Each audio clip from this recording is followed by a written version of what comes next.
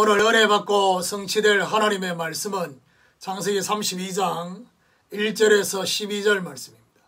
창세기 32장 1절에 12절 말씀. 야곱이 길을 가는데 하나님의 사자들이 그를 만난지라. 야곱이 그들을 볼 때에 이르기를 이는 하나님의 군대라 하고 그 땅 이름을 마하나임이라 하였더라. 야곱이 세일 땅 에돔들에 있는 형 에서에게로 자기보다 앞서 사자들을 보내며 그들에게 명령하여 이르되 너희는 내 주 에서에게 이같이 말하라.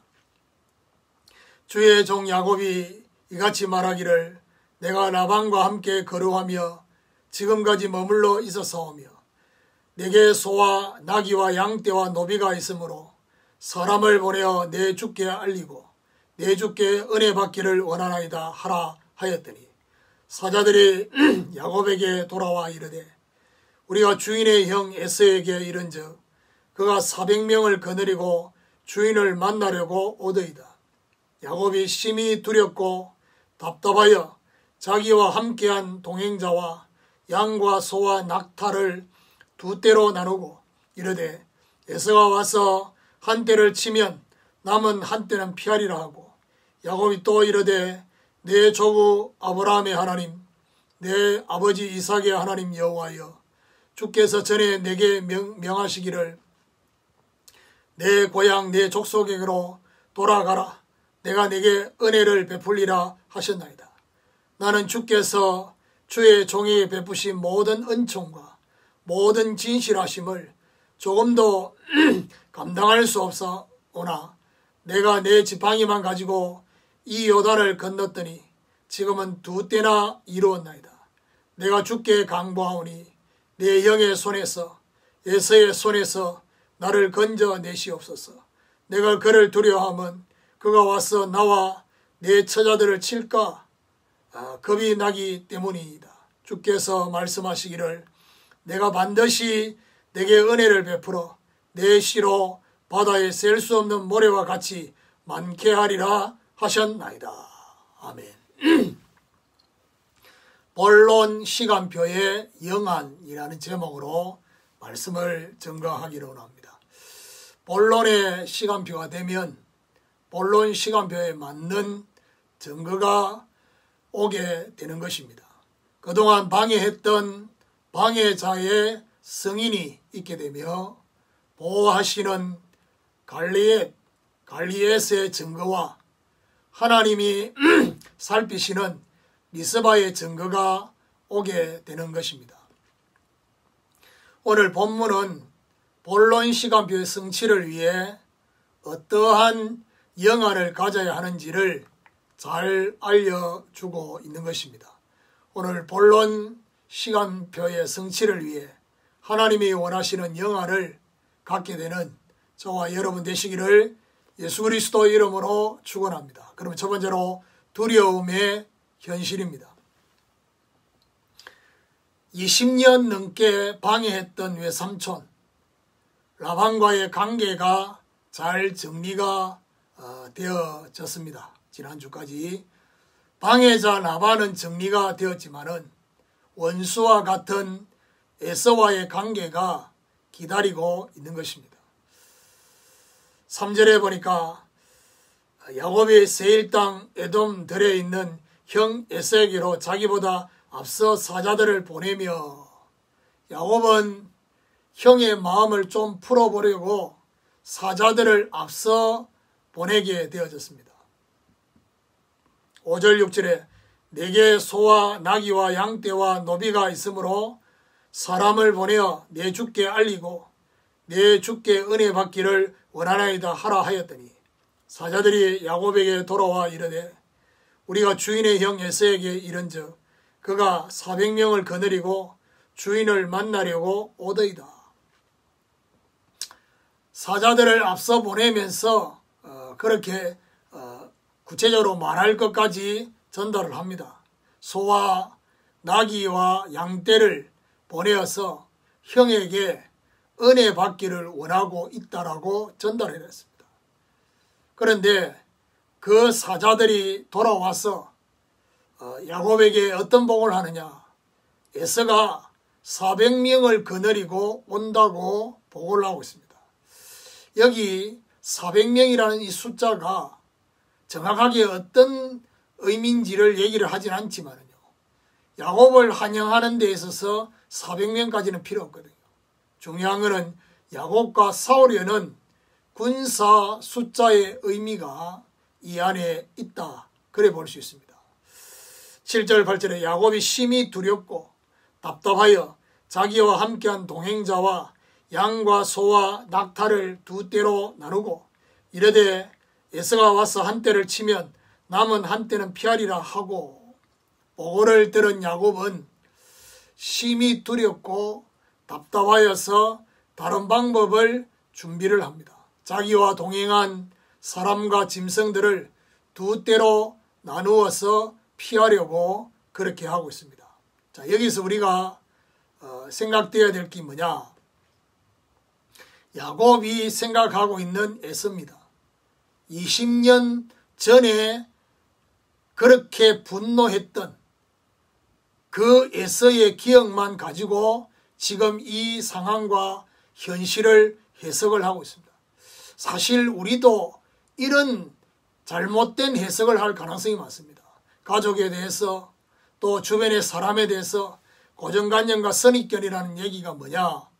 그것은 이미 오래전에 있었던 그 기억, 그게 전부인 것처럼 그동안에 하나님이 어떻게 역사했는지를 전혀 생각하지 않고 과거의 상처 속에, 경험 속에서 해석을 하는 이런 경우들이 분명히 있습니다. 지금 우리에게 주어진 이 두려움의 현실이 전부가 아님을 알아야 됩니다. 전부가 아니기 때문에 현실을 부정하라는 의미는 아닌 것입니다. 결국 무슨 말이죠? 두려움의 현실이 있지만은 두려워하지 말아야 되는 것입니다. 오늘 우리는 야곱처럼 현실만을 쳐다보면서 두려워하지 말아야 할 것입니다. 이런 하나님의 역사가 있게 되기를 예수 그리스도 이름으로 축원합니다. 두 번째로 말씀의 사실입니다. 우리 눈에 보이는 현실 속에는 다른 사실이 함께 있음을 알아야 됩니다. 9절에 보니까 야곱이 또 이르되 내 조부 아브라함의 하나님 내 아버지 이삭의 하나님 여호와여 주께서 전에 내게 명하시기를 내 고향 내 족속에게로 돌아가라 내가 내게 은혜를 베풀리라 하셨나이다.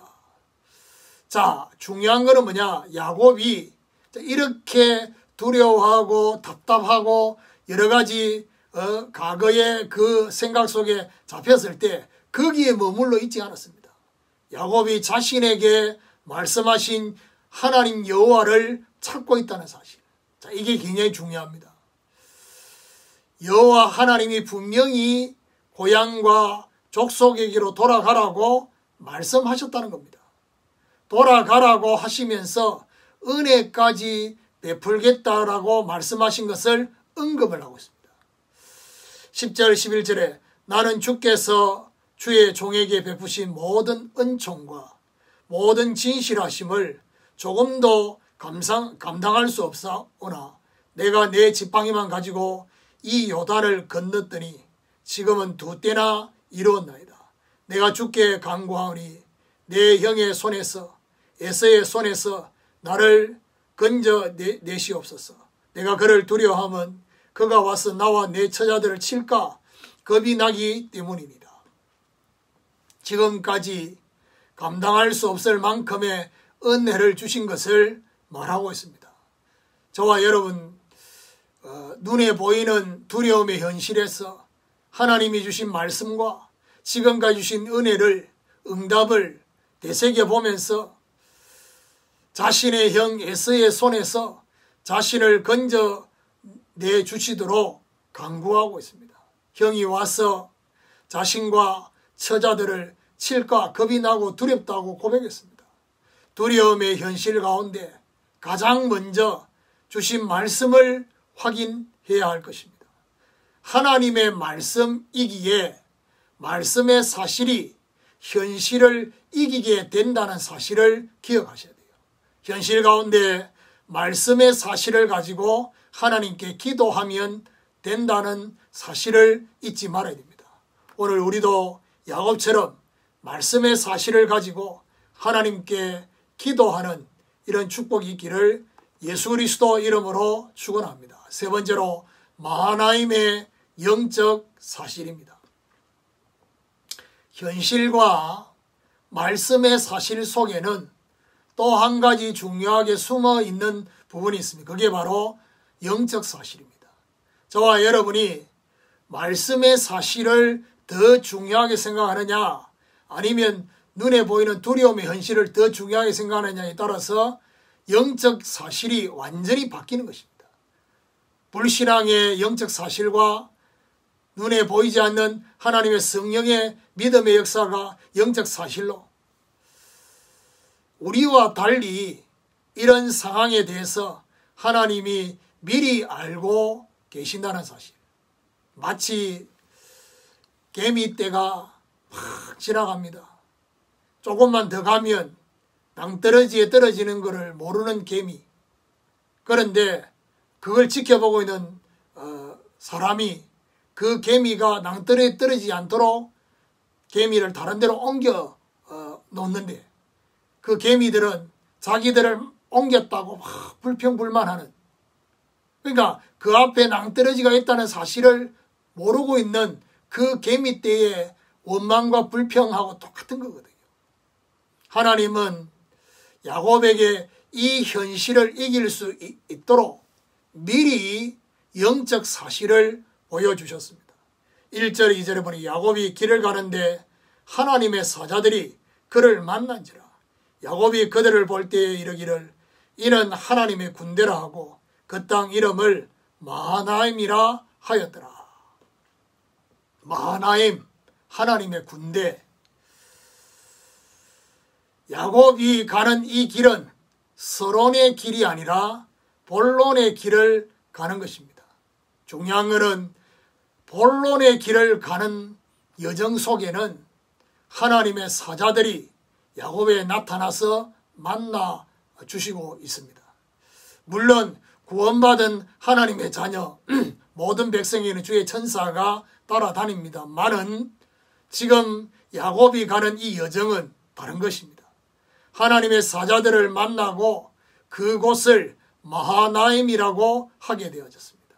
마하나임은 하나님의 군대로 야곱에게 하나님의 천군이 동원되어진 것입니다. 자, 여기서 우리가 기억해야 될 게 뭐냐? 하나님의 군대가 나타난 것이 우연이냐? 우연이 아닙니다. 하나님의 군대가 심심해서 나타난 게 아닙니다. 필연적으로 나타났다는 사실. 하나님의 군대가 앞서가니까 걱정하지 말라는 메시지가 그 안에 있는 것입니다. 오늘 우리도 마하나임의 영적 사실을 보고 걱정하지 않는 이런 하나님의 축복이 있기를 예수 그리스도 이름으로 축원합니다. 결론입니다. 12절에 보니까 주께서 말씀하시기를 내가 반드시 내게 은혜를 베풀어 내 시로 바다에 셀 수 없는 모래와 같이 많게 하리라 하셨나이다. 야곱의 기도에 하나님이 응답하시는 답변은 상당히 야곱의 기도와는 다른 답변이 왔습니다. 자세히 보면 형 에서에 대한 이야기는 하나도 없습니다. 뭐라고 하느냐? 내 실을 바다의 모래와 같이 많게 하리라고 하시고 계십니다. 이건 뭘 말합니까? 그거는 형과의 관계는 그냥 지나갈 거다 말이에요. 중요한 건 뭐죠? 이것은 전도와 선교를 성취하실 것이라는 사실. 무슨 말이죠? 전도와 선교를 위해서 지금 형과의 관계, 그거는 정리정돈이 될 거다. 현실 속에 말씀의 사실과 영적 사실과 함께 뭐죠? 전도와 선교를 성취하실 하나님의 절대 계획의 사명을 보면 문제될 것이 없게 되어진다라는 사실을 기억하십니다. 오늘부터 본론 시간표의 영안이 우리에게도 열려지게 되기를 예수 그리스도 이름으로 축원합니다.